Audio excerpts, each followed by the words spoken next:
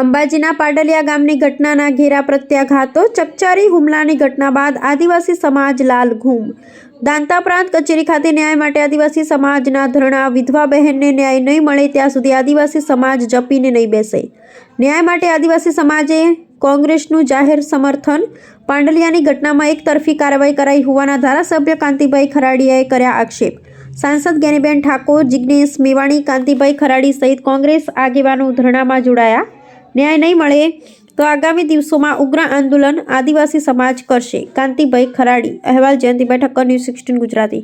મુખ્યમંત્રીનું કાર્યાલય, વિધાનસભાનું મકાન, સચિવાલય, જે દાંતા એસડીએમ કચેરીની બહાર બેઠા છીએ એ એસડીએમ કચેરીનું મકાન અને બનાસકાંઠાના કલેક્ટરનું મકાન, આ તમામે તમામ મકાનોના પાયામાં ગુજરાતના આદિવાસી કડિયા મજૂરોનો લોહીનો પરસેવો છે. આ ગુજરાત આજે આટલું ઊભું છે એ ગરીબ શ્રમજીવી આદિવાસીઓના પરસેવાના કારણે. જ્યારે સરકાર આઈએસ આઈએફએસ આવા શબ્દો નહોતા ત્યારે પણ જંગલ હતું અને ત્યારે પણ આદિવાસી સમાજ હતો. મૂળ વાત એ છે કે કોંગ્રેસ પાર્ટીએ યુપીએની સરકાર દરમિયાન જે જંગલ જમીનનો કાયદો બનાવ્યો એના 50-52% વધારે દાવાઓ પડતર રાખી ભારતીય જનતા પાર્ટીની સરકારે જાણીબૂજીને આદિવાસી સમાજ અને પોલીસ, આદિવાસી સમાજ અને જંગલ વિભાગની વચ્ચે સતત ટકરાવ જીવતો રહે એવું એક ષડયંત્ર રચેલું છે. જો આ બધા પ્રશ્નોનું સમાધાન થઈ ગયું હોત, જો જંગલ જમીનના કબજા આદિવાસી સમાજને મળી ગયા હોત, જો જંગલ જમીનને લઈને કોઈ વિવાદ ના હોત, તો જંગલ વિભાગ અને આદિવાસી સમાજ અને પોલીસની વચ્ચે ઘર્ષણ થવાનું કોઈ જ કારણ નહોતું. આ પહેલી વાત. બીજી બાબત, જે ઘર્ષણ થયું, જે હિંસા થઈ એને અમે સખત શબ્દોમાં વખોડીએ છીએ. ભોગ બનનાર આદિવાસી પોલીસ કર્મી બધા માટે મારી સંવેદના છે, પણ મૂળ વાત એ છે કે જિલ્લા પોલીસે, જિલ્લા તંત્રએ જે પોલીસની વાત સાંભળીને ફરિયાદ લીધી એ જ પ્રમાણે આદિવાસી સમાજ અને માનનીય કાંતિભાઈ ખરાડીના નિવેદન પ્રમાણેની પણ ફરિયાદ નોંધવી પડે. તમારી ને મારી વચ્ચે ટંટો થાય, તમારા પક્ષથી કંઈક થયું હોય ને મારા પક્ષથી થયું હોય તો ક્રોસ ફરિયાદ થાય એવું કાયદો કહે છે. એ પ્રમાણેની ન્યાયિક કાર્યવાહી કરવામાં નહીં આવે, આદિવાસી સમાજને ન્યાય નહીં મળે તો અંબાજીથી ઉમરગામ સુધીનો પટ્ટો હજુ વધારે ગરમ થશે. કોંગ્રેસ પાર્ટી આદિવાસી સમાજને ન્યાય મળે અને જંગલ જમીનનો અધિકાર મળે એના માટે સંકલ્પબદ્ધ છે. ઘટના બાદ આજે દાંતા પ્રાંત કચેરી ખાતે ધરણા કાર્યક્રમમાં પણ પહોંચ્યા છે.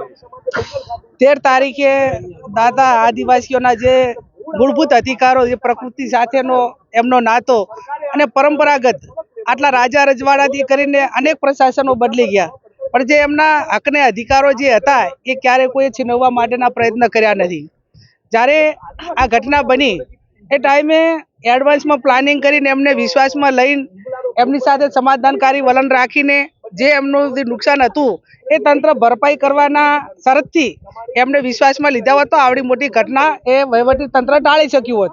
પણ ક્યાંક ને ક્યાંક સમગ્ર દેશમાં અને સમગ્ર જિલ્લામાં પોલીસ એ એમનું સાધન છે તમામ પ્રકારમાં, અને એના કારણે નિર્દોષ પોલીસવાળા પણ હોય અને સરકારના ઉપલા અધિકારીઓના કારણે, વહીવટી તંત્રના સરકારના દબાણના કારણે એમને આવી જે જગ્યાઓ હોય એમાં સંઘર્ષમાં એમને જવું પડતું હોય છે.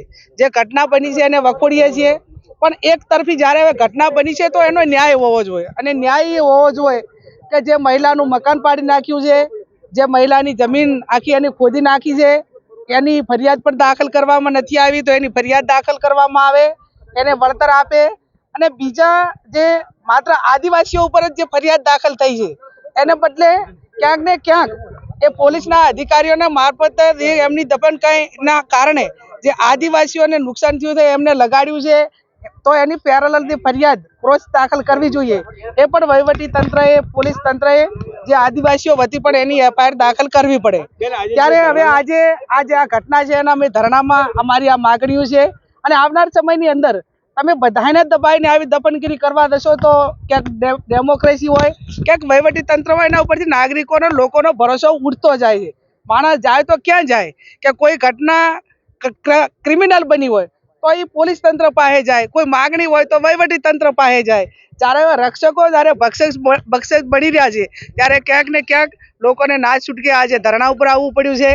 આદિવાસીઓ એકલા નથી, તમામ સમાજો દાંતાના એમની હાથે છે. રાજપૂત સમાજ, ઠાકોર સમાજ, તમામ જે આ એક ભાઈચારાની ભાવના છે કે આજે એમનું દુઃખ છે તો કાલે આમનું હોય. એટલે સમરસતાથી જ્યારે એમના સમર્થનમાં જે સમાજો આવ્યા છે એમને પણ હું આભાર માનું કે દુઃખની ઘડીમાં આદિવાસીઓ એકલાય નથી. આવનાર સમયની અંદર આદિવાસીઓને અને જ્યાં પણ અન્યાય થાય છે ત્યાં ન્યાય નહીં મળે તો કોંગ્રેસ પાર્ટી એમને ન્યાય અપાવવા માટે કાયમી લડી છે અને આવનાર સમયની અંદર પણ લડશે. અને આના માટે પણ જ્યાં સેન્ટ્રલ ગવર્મેન્ટમાંથી કરીને વહીવટી તંત્રમાં જ્યાં ધ્યાન દોરવાનું હોય ત્યાં દોરીને અમે એમની સાથે છીએ. ચોથો દિવસ છે દાંતા પ્રાંત કચેરી ખાતે સમાજના લોકો એકઠા થયા છે, ધરણાની શરૂઆત થઈ છે. શું કહેશો, શું રણનીતિ? સૌથી પહેલા 13મી તારીખના દિવસે મારા વિસ્તારમાં ઘટના થઈ છે અને ઘટનાનું નામ એટલા માટે હાલતો નથી કે બધા જોઈ લીધું છે.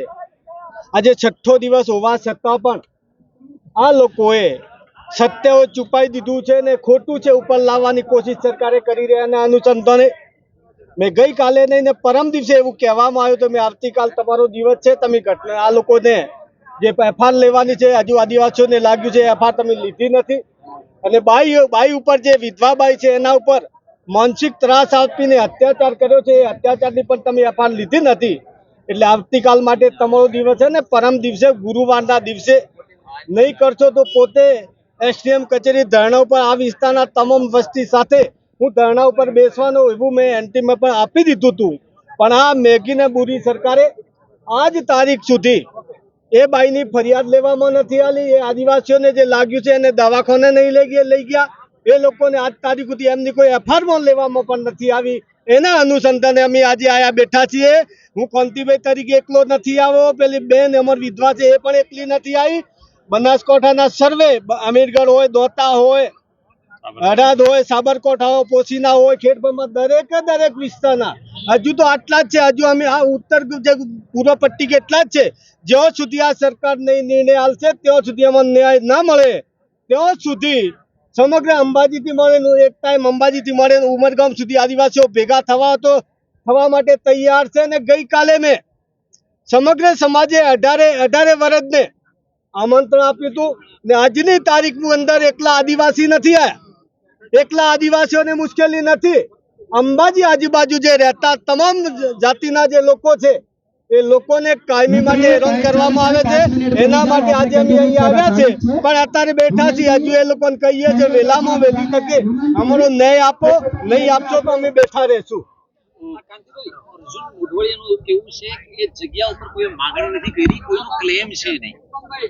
અર્જુનભાઈ એટલે પોતે વન વિભાગના મંત્રી છે.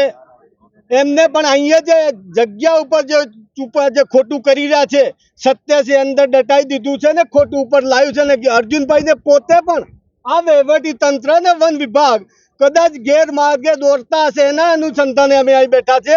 એમને પણ ધ્યાન ઉપર મૂકીએ છીએ, આપણા મારફતે મૂકીએ છીએ કે તમે સત્ય છે બહાર લાવો અને તમારો વિભાગ જે ખોટું કરી રહ્યું છે એમને અમારા પર જે અત્યાચાર ગુજાર્યો છે એ એમને યાદ કરાવીએ છીએ. જ્યાં સુધી ન્યાય નહીં મળશે ત્યાં સુધી અમે છોડશું નહીં.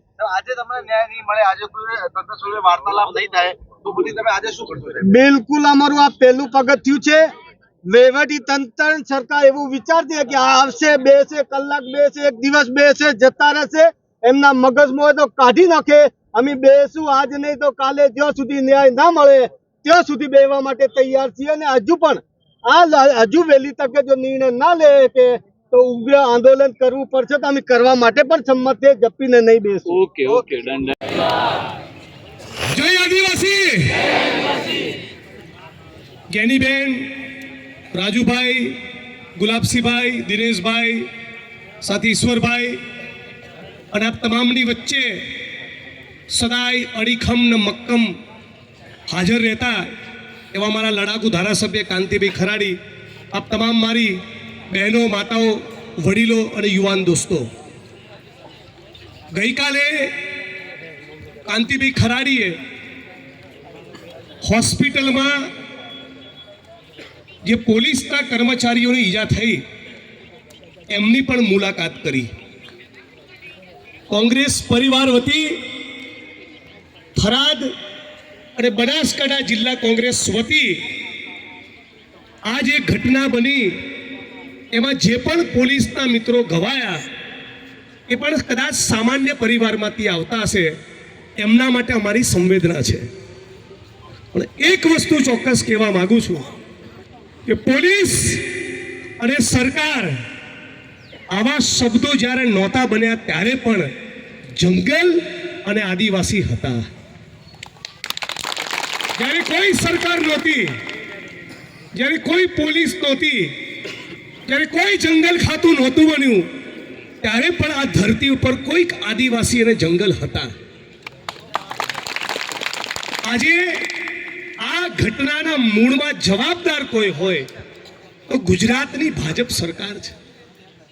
યુપીએની સરકારે, કોંગ્રેસની સરકારે આવા જંગલ જમીનના પ્રશ્નો, આવા જંગલ જમીનના વિવાદો ટકે જ નહીં, કોઈ વિવાદો રહે જ નહીં, એના માટે સોનિયા ગાંધીની સરકારે જંગલ જમીનનો કાયદો આપ્યો અને આખા ભારતની અંદર હજારો નહીં લાખોની સંખ્યામાં આદિવાસી સમાજની બહેનો, માતાઓ, વડીલોને જંગલ જમીનના કાયદા નીચે જમીન ખેડતા કર્યા.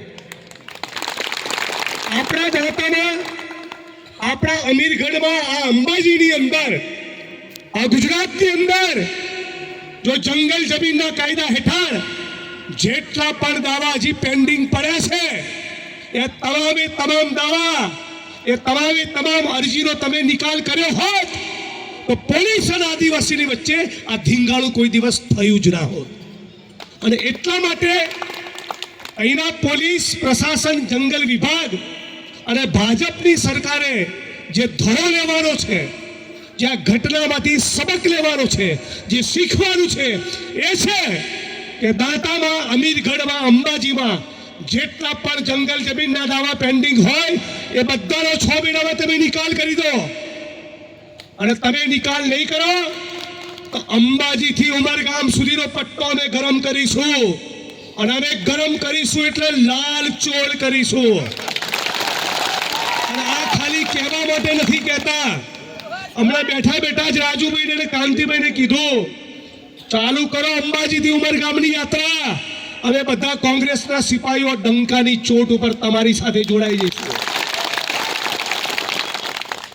અને એટલા માટે કહીએ છીએ કે એમ તમારા સમર્થનમાં જ્ઞાનીબેન ગુલાબસિંહભાઈને હું આવ્યા છીએ. તમે જાણો છો જ્ઞાનીબેન એ જે પાર્લામેન્ટના મકાનમાં બેસે છે, હું જે વિધાનસભાના મકાનમાં બેસું છું, માનની મિહિરભાઈ પટેલ કલેક્ટર બનાસકાંઠા જે કલેક્ટર કચેરીના મકાનમાં બેસે છે, અને દાંતા પ્રાંત અધિકારીની તમારી કચેરી, આ તમામે તમામ મકાન એ ગુજરાત અને ભારતના આદિવાસી કડિયા મજૂરોના લોહીને પરસેવાથી ઊભા થયા.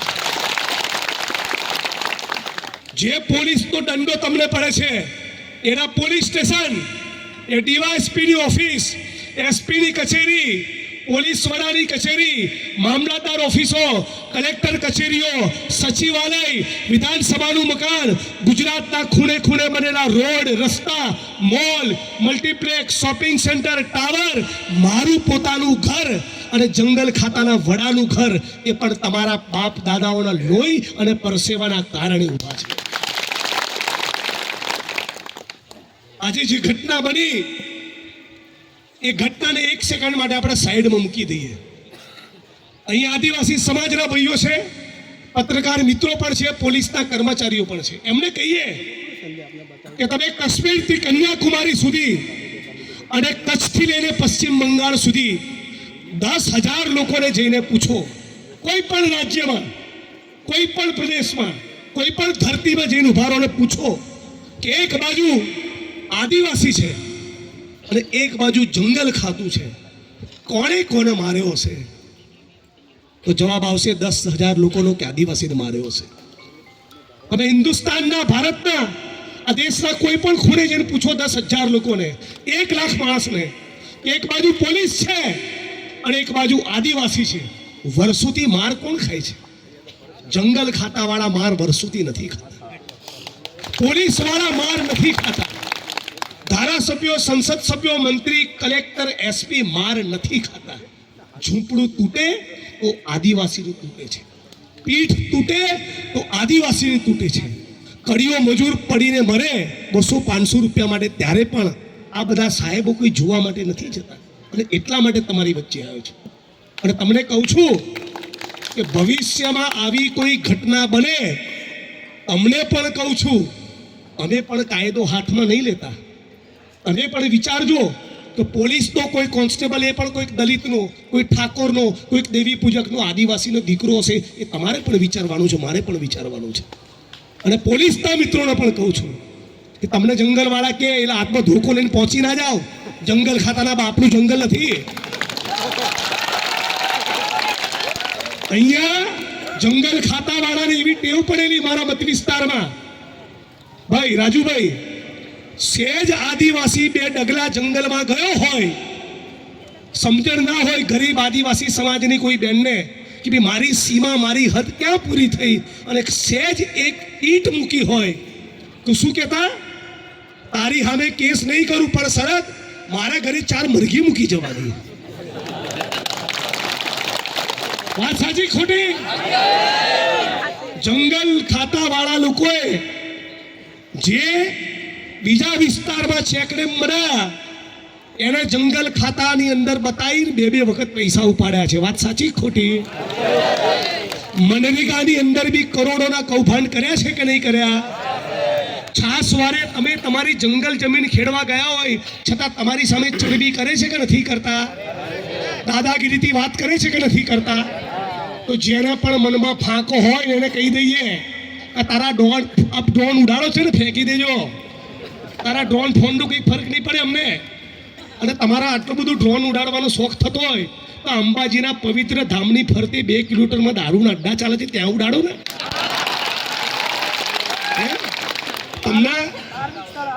તમને મારી મહેસાણીમાં કહું તો દિયોનો આટલો ડ્રોન ઉડાડવાનો હવાદ હોય તમને, તો જ્યાં દારૂના જુગારના અડ્ડા ચાલે છે ત્યાં ઉડાડો ને. તમારા સ્ટાફના કર્મચારીઓ જ્યારે તોડબાજી કરતા હોય છે ત્યાં ઉડાડો ને. અને એક વાત કહું બધા મિત્રોને ગંભીરતાપૂર્વક, જ્યાં સુધી કાંતિભાઈ અહીંથી હટે નહીં, તમારે કોઈએ હટવાનું નથી. પાક્કું? બોલો જય આદિવાસી. જ્યાં સુધી આ લડતમાં ન્યાય મળે નહીં ત્યાં સુધી હટવાનું નથી. અને આ લડતમાં ન્યાય એટલે ખાલી સકરીબેન માટે નહીં, એક જંગલ જમીનના દાવાનો નિકાલ થવો જોઈએ. એક. બીજું, બનાસકાંઠાના કલેક્ટર, બનાસકાંઠાના જિલ્લા પછી પાણી પાય, પાણી પાસે પાયા પછી ચા પાઈ દે, અને પછી પૂછે કે સાહેબ ક્યાંથી આવ્યા છો? આટલો તો પ્રેમનો જ્યારે ઉકાર પડે છે, પ્રેમથી બોલે છે, ત્યારે આદિવાસી આપણને કેવો પણ જગ્યા જો અંબાજીથી ઉમરગામ, તો આપણને કેમ સરકાર ટાર્ગેટ કરે છે? શું આપણે સરકારના વિરોધી છીએ? એવું તો શું સરકારનું આપણે લઈ લીધું છે કે સરકાર આપણને પાછળ પડી જાય છે? ઠીક છે, આપણને 1980 પહેલાની જમીન ખેડતા હતા, એના પછી 2005 પછીની પહેલાની જમીન ખેડતા હતા.